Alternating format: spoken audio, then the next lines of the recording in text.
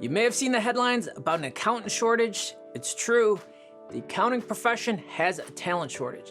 But the real question is it just an excuse to outsource American jobs to India and the Philippines? Some in the industry think it is, but it's more nuanced than that. I get emails every day offering to outsource my accounting and tax work to India for like $10 an hour. Of course, this doesn't interest me in the least bit, which I'll explain later on. But for larger companies, including CPA firms, especially if they can't find accountants to work for what they want to pay, then the reality is they will and they are outsourcing American jobs to foreign countries. In this video, I'll talk about the accounting shortage and what you can do to protect yourself if you don't want your personal information going over to a third world country with God knows who having access to your personal financial information.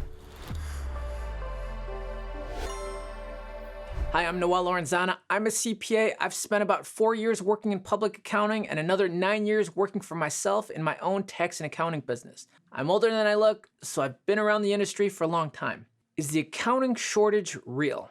It is, and I've previously made a video on it last year, which highlighted a headline story about 300,000 accountants leaving the profession and my thoughts on accounting. I'll link that up here. Basically, the shortage is real, but since my last video, I've come to realize that maybe a lot of it was by design. What do I mean by this? I mean that businesses or business owners view accountants as an expense and as such, try to pay them as little as possible. In my opinion, accountants aren't paid competitively for what they actually do and what they offer a company and the value they bring. Now, of course, I'm generalizing. Not all accountants are really good at what they do, but the good ones, I mean, they're worth every penny. The fact is, businesses do not want to pay accountants what they're worth. Think about it. With an accounting degree or a CPA license, no one wants to work for $60,000 to $70,000 per year. That's what employers want to pay. Now, if you bump that up to around, I don't know, 100, 120,000, now we're talking. You'd attract people back to those accounting jobs where there's a supposed shortage. What I'm saying is, at the right price and by today's standards in the United States, that's what's expected. At a fair wage, you'd get people back into the accounting industry. Agree, disagree, let me know in the comments. But I'm afraid that's not going to happen because of globalization. What is that? It means that right now, it's super easy to hire workers from India or the Philippines for pennies on the dollar.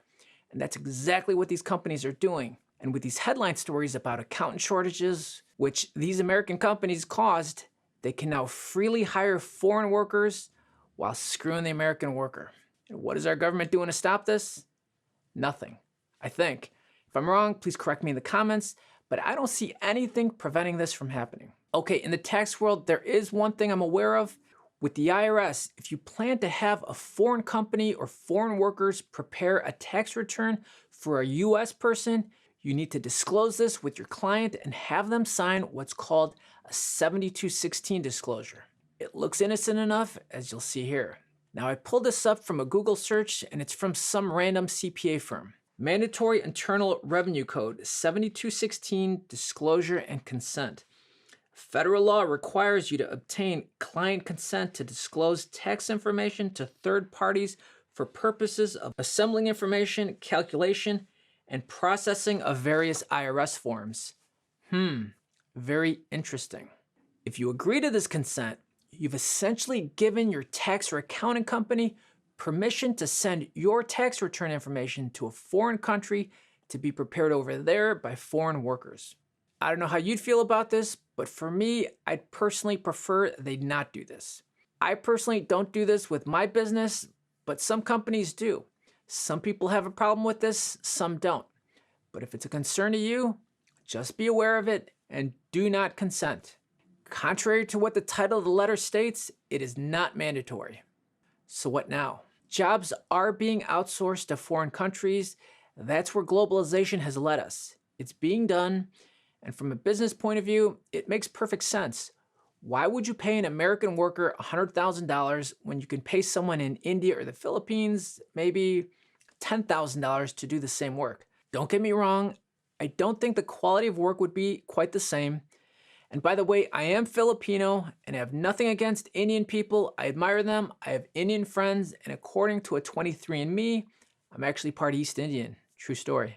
So what can you do if you don't want your accounting or tax work outsourced overseas?